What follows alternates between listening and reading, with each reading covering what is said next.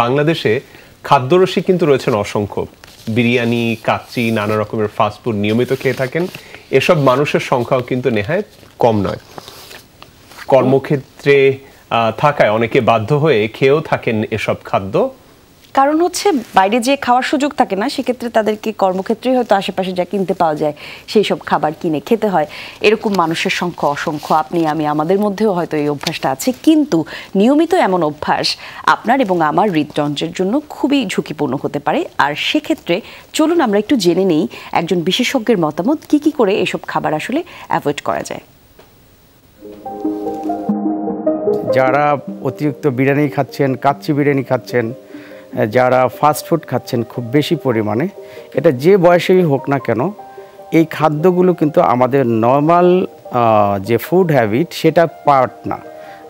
ধরুন কাচ্চি বিরিয়ানির কথা, এখানে যে পরিমাণ ফ্যাট আছে, চর্বি আছে, সেটা কিন্তু আমাদের প্রতিদিনের প্রয়োজনের চেয়ে অনেক বেশি পরিমাণ ফ্যাট আছে, এবং ওই ফ্যাটটা কিন্তু স্যাচুরেটেড ফ্যাট। এটা এমন না যে ওটাকে অলিভ অয়েল দিয়ে তৈরি করা হয়েছে, এটা খুব নিম্নমানের কিছু তেল, যেগুলো হলো আমরা স্যাচুরেটেড ফ্যাট বলি।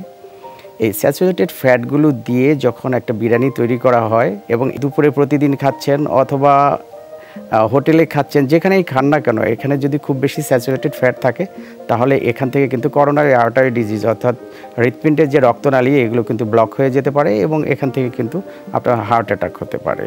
এবং একই সাথে এখান থেকে আমাদের বডিতে প্রতিদিন সাধারণত আমাদের যে চর্বির প্রয়োজন হয়, এটা আমাদের টোটাল খাদ্যে কিন্তু টোটাল ক্যালোরি 30%-এর বেশি এখানে দরকার নাই, কিন্তু আমরা যেটা এখানে যে চর্বিটা থাকে সেটা আমাদের টোটাল ক্যালোরি যা প্রয়োজন তার ম্যাক্সিমামটা আসে এখান থেকে, যার ফলে এই চর্বিগুলো আমাদের বডিতে জমবে, এবং সেটা coronary artery disease, heart disease থেকে শুরু করে এটা লিভারকে নষ্ট করবে, এটা কিডনিকে নষ্ট করবে, এবং মোট কথা হলো যে আমার বডি সম্পূর্ণ সিস্টেমটাকেই কিন্তু চেঞ্জ করে ফেলবে, এবং আমরা বিভিন্ন ধরনের শারীরিক জটিলতায় ভুগব।